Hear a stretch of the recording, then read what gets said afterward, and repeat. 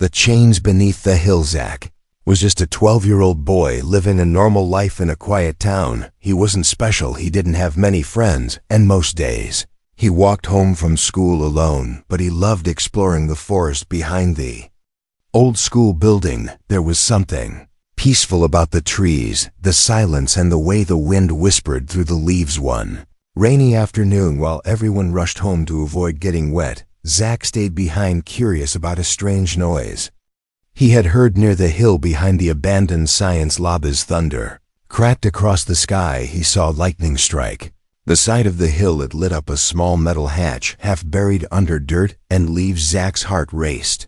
It didn't look like anything he had ever seen before. The hatch was old, rusted, and covered in symbols he didn't understand. With trembling hands, he brushed away the mud and pushed it open. A cold gust of air came from below, smelling like metal and dust. He hesitated for a second, then curiosity won. He stepped inside the hidden chamber under the hill. It was dark, damp, and full of broken wires and glowing pipes. The floor creaked with every step, and strange green lights blinked from the walls. Deeper inside, he heard something soft, a weak whimper, like a baby animal in pain. He followed the sound, and his eyes widened in shock. In the center of the room, chained to a wall, was a creature he could not explain. It was small, about the size of a dog. Its scales shimmered like silver, and blue wings folded tightly against its body, and its eyes, large and glowing, looked up at him with fear. Zach froze. Was it real? He blinked, rubbed his eyes, but the creature was still there. Its breathing was slow and shaky. Chains wrapped tightly around its body, glowing slightly with red light. Its mouth opened, but no sound came, just another weak gasp. Zach stepped closer. The creature flinched, but didn't try to escape. Instead, its eyes seemed to plead silently. Zach swallowed hard. He didn't know what it was, but he knew one thing: it was dying. He knelt beside it, careful not to scare it further. He touched the chain and felt a small shock. Pain ran through his hand, but he didn't pull away. Instead, he looked the creature in the eyes and said softly, "Don't worry, I'll help you." He had no idea how, but his heart told him he had to try it. It was like something deep inside him woke up in that moment. Not fear, not pity, but a strange bond he couldn't explain. The creature's eyes softened, and it leaned its head lightly against his hand. Zach smiled gently despite the pain in his fingers. He looked around and spotted a rusted toolbox. Nearby, it had old tools covered in dust and rust, but one of the cutters still worked. He brought it over and began trying to break the chain. Each time he cut, a small spark flew, and the creature twitched in pain. Zach stopped every few seconds, whispering to it, "It's okay, just a little more." Finally, after what felt like forever, the chain snapped. The creature let out a small sound, a breath of relief. It collapsed onto Zach's lap, weak but free. Zach wrapped it gently in his jacket. The creature was light, warmer now, but still trembling. Zach didn't know what would happen next, but he knew he couldn't leave it here. He carefully picked it up, cradling it close like a baby. Outside, the storm had ended. The rain stopped. The forest was quiet again. As Zach climbed out of the hidden place, the hatch closed silently. Behind him, the world above looked the same, but Zach had changed forever. He looked down at the creature, now asleep in his arms, and whispered, "I won't let them hurt you, whoever they are. I'll protect you, no matter what." He didn't see the small drone floating high above the trees, its red eye blinking as it silently recorded the scene. Simeon else now knew the baby dragon was free, and they were already coming for it.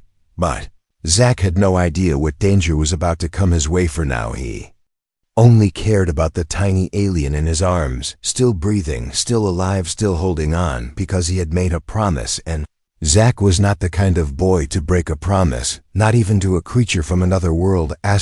Zach didn't sleep that night. He kept the strange baby creature wrapped in his old blanket, hidden inside his room under his desk. He locked the door, turned off all the lights, and sat quietly listening to its soft breathing. It was still weak, but a little stronger than before. Its glowing eyes sometimes opened for a few seconds, then closed again. Zach didn't know if it could understand him, but he talked anyway, whispering stories about school, his boring math class, and how he hated the cafeteria food. And strangely, the creature seemed to relax with his voice. In the early morning, before the sun even rose, Zach made a bold decision. he packed his school bag with books, a few snacks, and gently placed the small alien creature inside, wrapping it in soft clothes and padding. So it wouldn't get hurt, he left a note for his parents, saying he had extra schoolwork and left early, then quietly slipped out of the house, heart pounding every step of the way. The creature shifted inside the bag, making a soft chirping noise. Zach patted the top of the bag gently and whispered, "It's okay, I got you." School felt like the worst idea ever. But Zach didn't want to leave the creature alone at home, and besides he had to figure out what it was and why it was chained deep underground. He thought maybe the science teacher could help. Maybe he had a book or something about alien biology or strange animals, but Zach couldn't risk anyone seeing it, not yet. He entered class and sat in the far back corner, hoping no one noticed the large bulging backpack beside him. The day dragged on. Every tick of the clock felt slow and heavy. Zach barely listened to the teacher. His eyes kept checking the bag, making sure the creature was okay. At lunch, he ran to the school library. Hiding between old bookshelves where no one ever went, he opened the bag slightly. The creature was awake, now blinking slowly and looking around with those large glowing eyes.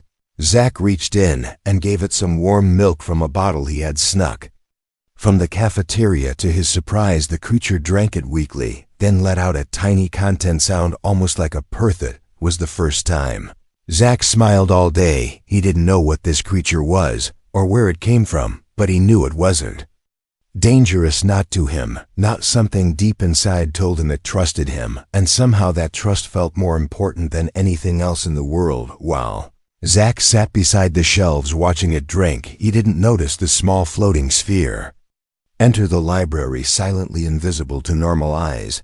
It hovered for a moment, scanning the area, and then vanished just as quickly. Meanwhile, across town in a high-security building, several men in black suits stared at a large screen. Red symbols flashed across it, and a small blinking dot moved slowly through the city. One of the men spoke coldly, "We found it, and it's not alone. Prepare a recovery team." Another replied, "Already done. The boy won't know what hit him." Zach, of course, knew nothing about this. He was still trying to understand why the scales on the creature's body began to glow faintly in different patterns, like they were moving. Zach reached out and touched them lightly, and something strange happened. At his head filled with images. Not memories, not dreams, but pictures flashing too fast to understand. A burning sky, chains, smoke, dragons, flying cities floating in space, and then silence. It all vanished in a second.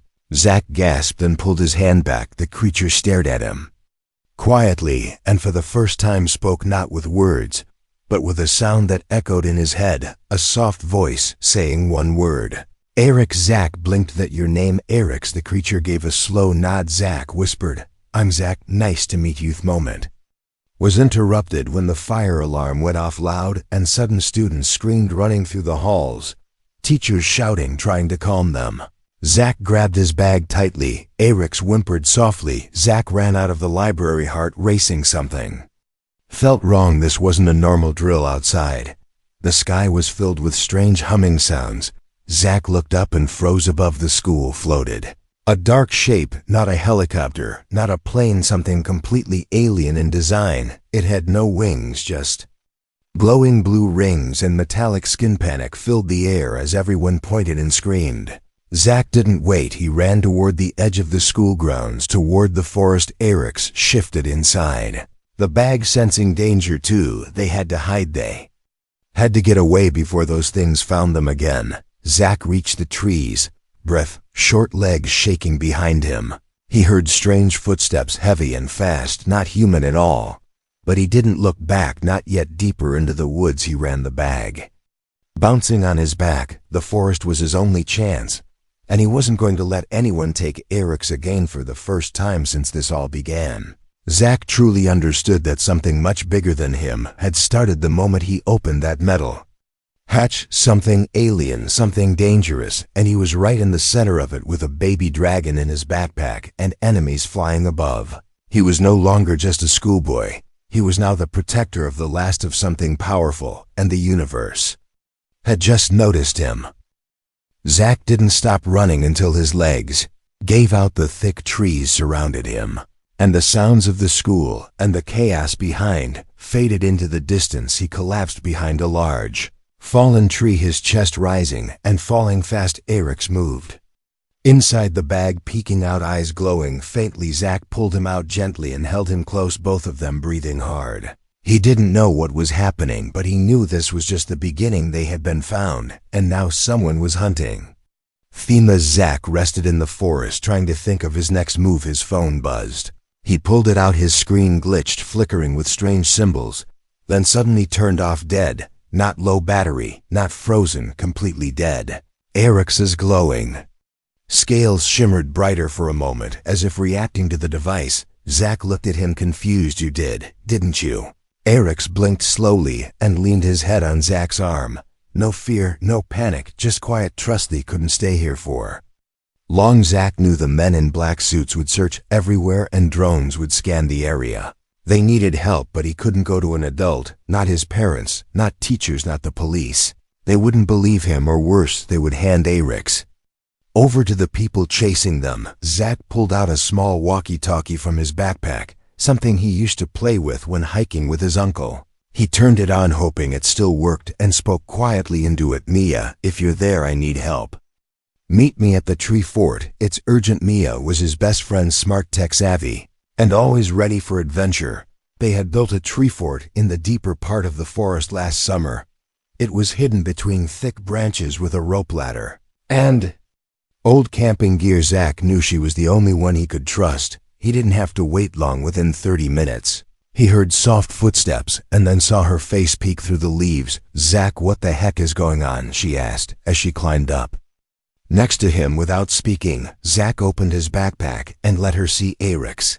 Mia's eyes widened, her mouth opened, but no words came. Finally, she whispered, is that real? Zack nodded. Yeah, and we're in trouble. The government or something worse is after him, and I think they're already here. Mia reached out slowly. Eric's didn't pull away. Instead, he tilted his head and gave a soft chirp. Mia laughed a little. He's kind of cute in a scary alien way. Zack smiled, but his face quickly turned serious. We have to hide him and figure out what those people want. Mia pulled out her tablet, started scanning Eric's glowing scales using a camera app. The screen flickered and showed a pattern, shifting and moving like data alive. She stared in awe. Zack, you won't believe this. These symbols are not random. There's some kind of code. It's like his body is broadcasting something like a signal, or maybe a message. Zack leaned over. What kind of message? Mia shook her head. I don't know yet, but I can try to decode it. While she worked, Zack checked their surroundings, making sure no one had followed them. The forest was still quiet, but something didn't feel right. He felt watched, hunted. The sun began to set, painting the sky orange, and purple shadows grew longer and colder. Mia's screen suddenly beeped and showed a strange 3D shape. Spinning in the middle was a planet that looked like Earth, but surrounded by alien ships. Then it zoomed into a red mark on the planet. Mia's voice trembled. Zack, I think this message is a warning. Bore Zack could respond. The fort shook. A low humming sound vibrated through the wood. They froze, looking around from the trees. Nearby, small metallic drones emerged, their red eyes glowing silently, scanning the area. Zack grabbed Eric's. Mia pulled her tablet close, and they climbed down the rope ladder fast. The drones followed, slowly, steady, like they weren't in a hurry. Zack ran through the trees, Mia right behind him, Eric's clinging tightly in his arms. They ducked behind a large boulder and held their breath. The drones floated above, scanning with blue light. For a moment, they paused. One of them turned slowly toward Zack's hiding spot, but just as it moved closer, a high-pitched screech echoed through the forest. The drone stopped, then shot upward, disappearing into the clouds. Zack looked around, confused. What was that? Mia shook her head. I don't know, but I think it scared them off. Eric's eyes glowed brighter. His body shook, as if something inside was waking up. Zack held him tighter and whispered, you okay? Eric's opened his mouth, and this time a soft voice echoed in their minds. Not loud, not angry, just tired and scared. They hurt me. I escaped. They follow. They want power. They want me. Zack and Mia looked at each other, realization hitting hard. Eric's wasn't just a random alien. He was something valuable, powerful, maybe even the last of his kind, and now he was in there. Hanzak stood slowly, heart pounding. We can't run forever. We need answers, and we need a plan. Mia nodded, her eyes full of determination.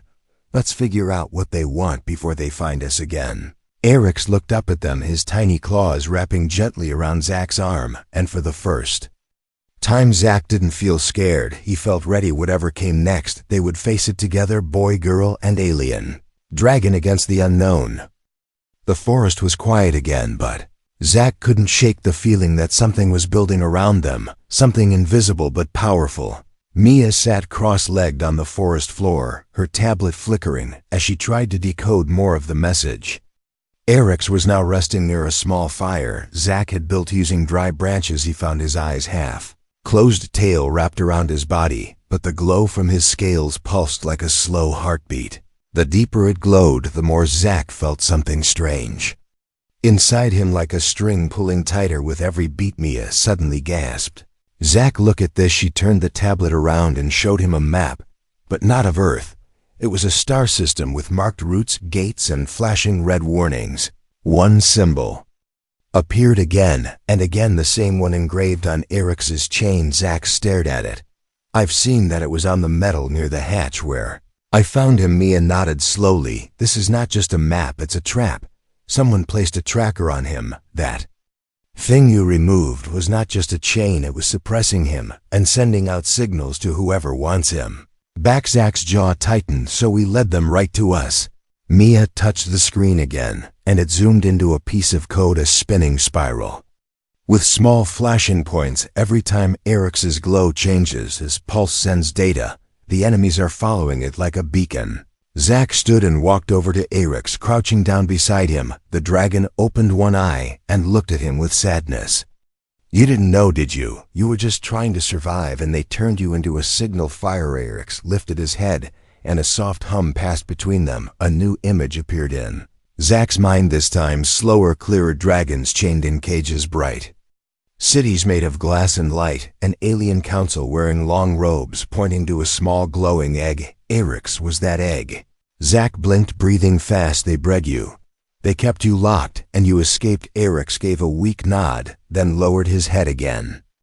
Zach turned to Mia. We need to block the signal or hide it, maybe even reverse it. Mia smiled, already working on it.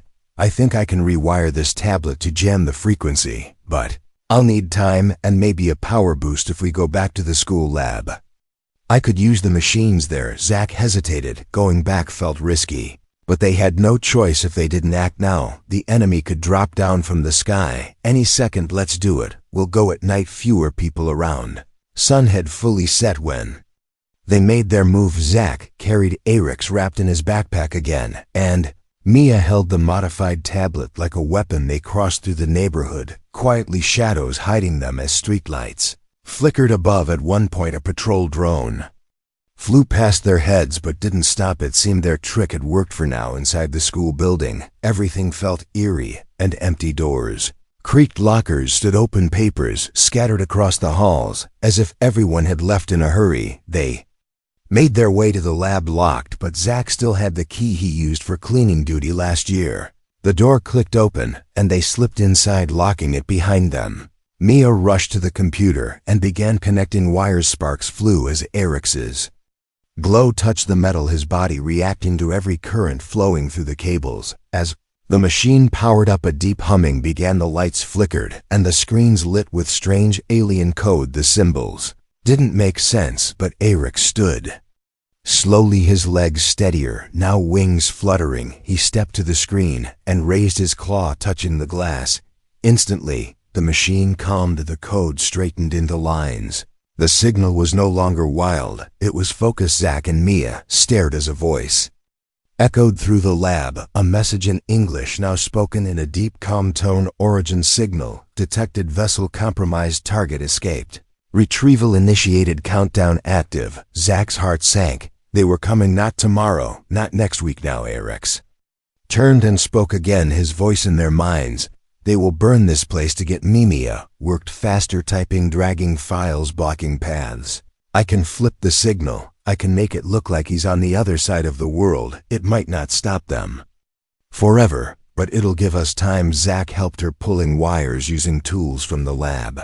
Eric stood tall behind them, his body glowing brighter than before, his eyes no longer scared, but strong finally. Mia hit the last key, a surge of light filled the room and the message on the screen changed. Target relocated, zone east 30 miles, confirmation ping complete. Zack looked at her. Did it work? Mia nodded.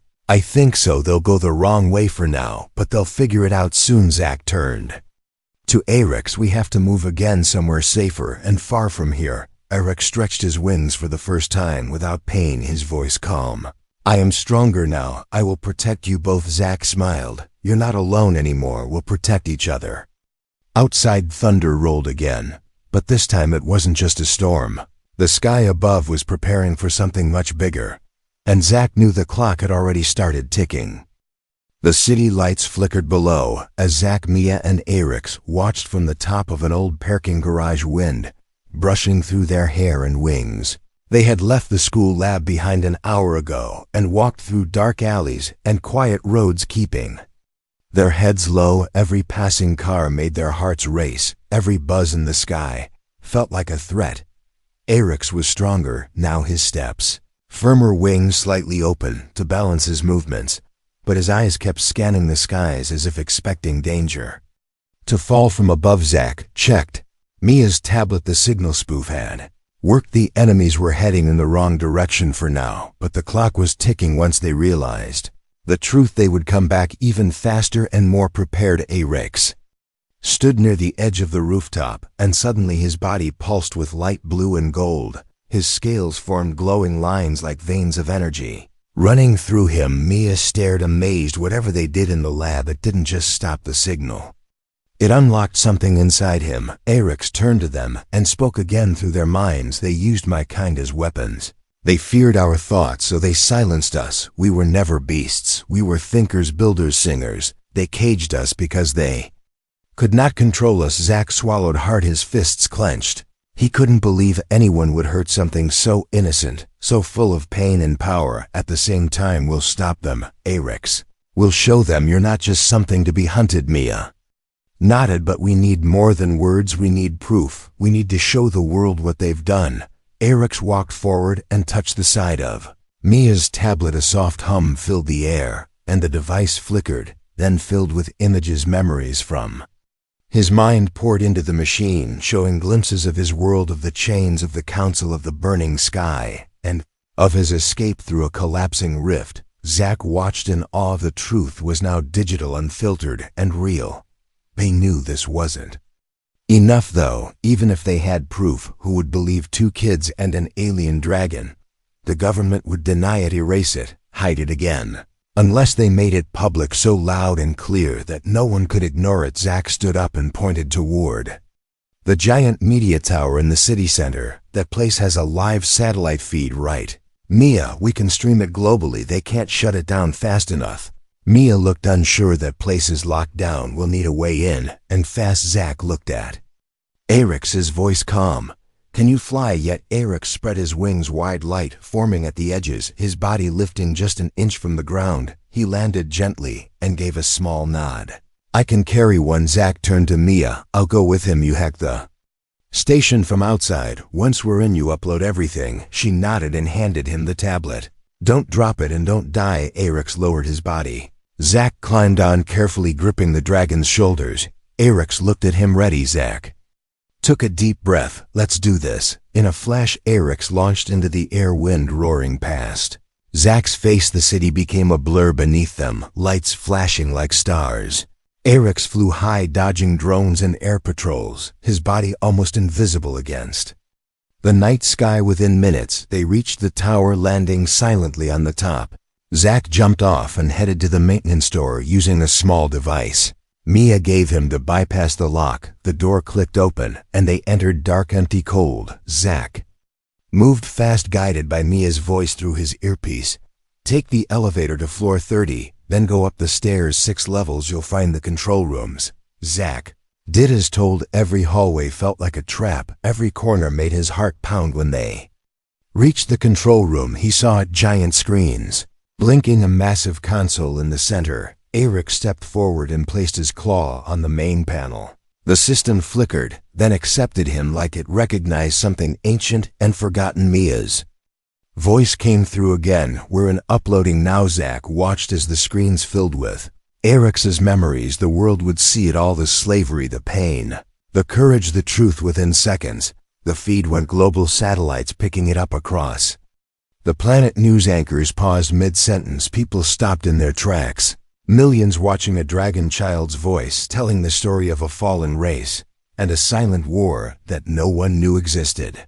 Just as the last image played, the building shook.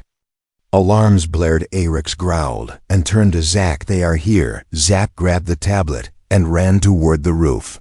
Eric's behind him. The door burst open below, footsteps, heavy and fast, not human. Zack barely made it to the rooftop when the sky above tore open, a ship descending, dark and massive. They were too late. Zack looked at Eric's, eyes full of fire. "We don't run, not now."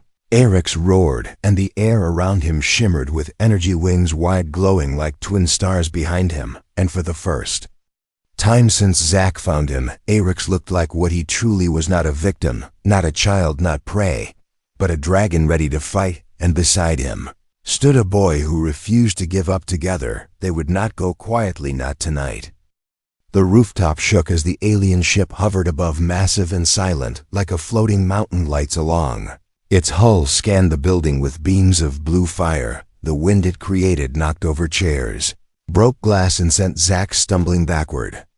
Eric stepped forward, his body glowing brighter than ever, golden fire pulsing through his veins. His wings spread wide, ready to shield Zack from whatever came next. They had made their stand, and now the enemy had answered. A beam of light shot down from the ship, and a figure slowly descended, floating like a shadow in the storm. It wore silver armor, its face hidden behind a dark visor, long limbs, and a strange staff in its hand. Around them, more drones appeared, forming a circle. Zack stood up, clutching Mia's tablet tightly, his heart pounding. In his chest, the figure touched the ground without sound and spoke in a voice that echoed through the air, not with words, but pressure. "Return the specimen, and you may be spared." Eric's growled, stepping between the figure and Zack, his voice calm but full of power. "I am not a specimen. I am the last of the Myriad. You broke our wings, you chained our thoughts, and now you fear what cannot be caged." The figure tilted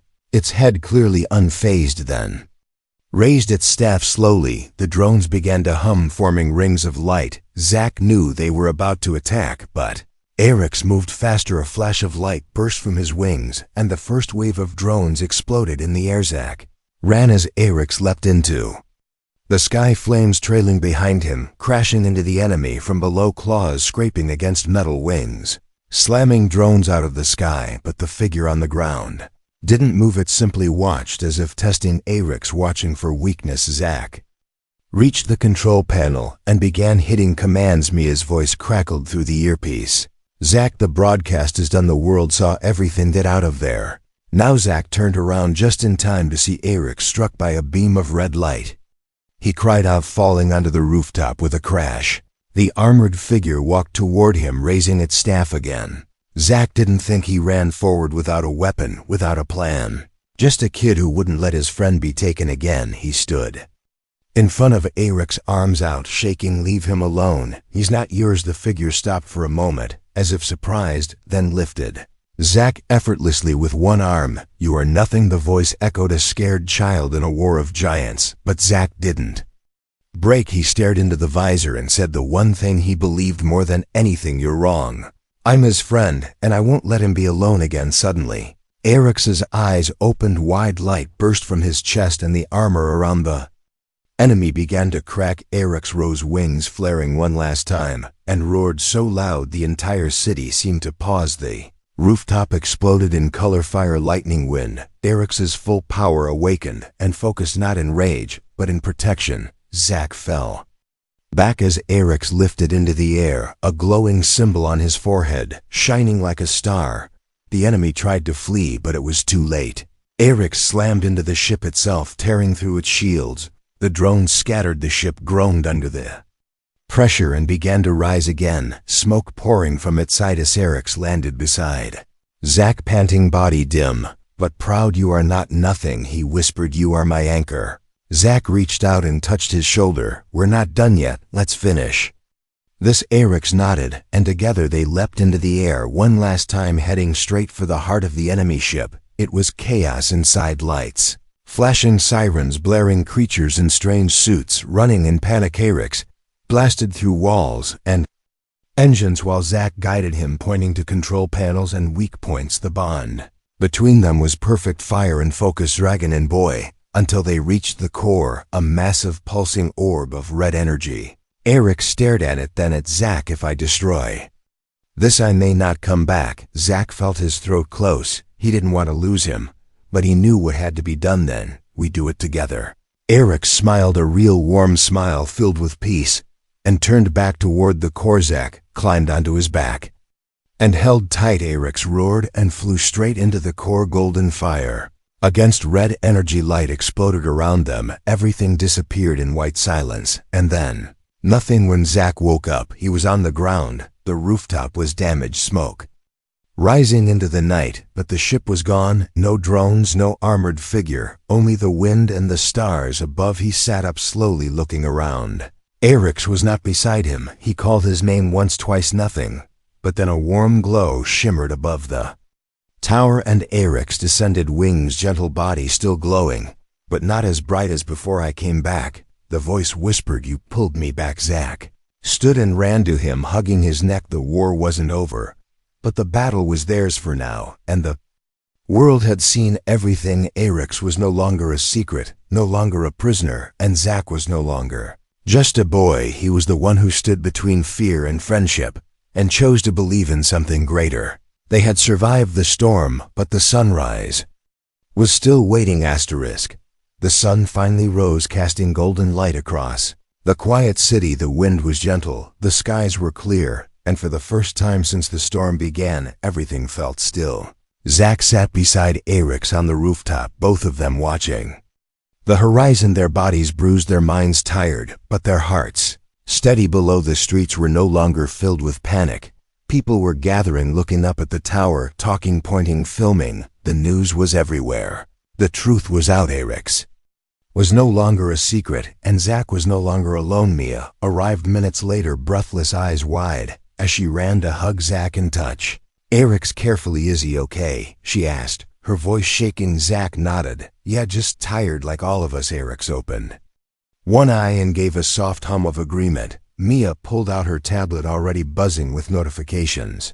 Messages from around the world, news stations, government, scientists, and even people who claimed they had seen things too. Dragons, strange lights, creatures long forgotten. Zack looked at Eric's. "People are scared, but they're listening now." Eric's voice came softly in their minds. "That is how healing begins, not with silence, but with truth shared and faced together." Mia nodded. "But it's not over. The ones who came for him will return, and next time they'll bring more." Zack stood, his legs still weak, but his spirit stronger than ever. "Then we prepare, not to hide, but to protect and to learn." Eric's looked at him, proud. "You are human, but you are not small, not anymore." Later that day, they were taken into protective custody, not by the people who chased them before, but by a new team led by someone different, a woman named Director Hayes. Tall, calm, and respectful, she watched the footage they had captured, listened to Eric's words, and made one promise: no more cages. Zack didn't trust her fully, but Eric's nodded slowly and said, "She speaks with open thoughts, not hunger." It was a start. They were moved to a facility deep in the mountains, far from the noise, far from danger. It was peaceful, high-tech, but not cold. Eric's had his own chamber, wide and open, with sunlight and soft ground to rest on. Zack and Mia stayed in nearby quarters, treated not as prisoners, but as guests every day. More scientists arrived, but they didn't poke or prod. They asked and listened. Zack sat through interviews, told his story again and again. But each time it felt easier because he knew he wasn't lying anymore. He was helping. One evening, Eric's invited Zack and Mia to sit with him under the stars. He looked up, wings folded, scales glowing like gentle embers, and said, "My kind were dreamers. We built cities that floated and sang. We shaped clouds and danced in the fire. But fear destroyed that. You showed me another way." Zack reached out and touched his claw. "So did you. You gave me something to believe in. Eric's turned to Mia, and you gave us light in the dark. Mia smiled and held up her tablet. The broadcast had sparked something new. People from other countries were sharing stories, photos, signs of creatures they had hidden away, whispers of other survivors. The galaxy was bigger than anyone thought, and now Earth was finally part of it. Next day, Director Hayes brought news representatives from many worlds were asking for contact. Peaceful ones, some Myrda allies thought lost, had seen the broadcast and wanted to help. Eric's eyes lit up. My people are not gone. They are scattered, but they still breathe. Zach grinned. Then let's bring them home. A plan was formed, a mission, not of war, but of search. They would build a ship, Earth's first interstellar craft, powered by Eric's memory and guided by his voice. Zach and Mia would join the crew not as soldiers, but as ambassadors. Kids who had once run through forests, now flying through stars. Eric's would lead them not as a weapon, but as a survivor. Months passed, fast training, building, preparing, and finally the day came. Zach stood on the launch platform, suit on, heart racing. Mia beside him, Eric's waiting at the center of the sleek new vessel, shaped like wings of light. The world watched as the countdown began. 10, 9, 8. Zach closed his eyes and remembered the chains, the forest, the promise. When the engines roared to life and the ship rose into the sky, Eric's voice filled the cabin softly. We go not to fight, but to find, and to remind the stars that hope still lives. And Zach replied, together always and forever. The stars opened before them, endless and waiting. And a boy who once found a dying dragon in chains now flew beside him into the future. The galaxy would never be the same again, because one human schoolboy made a choice and changed everything forever.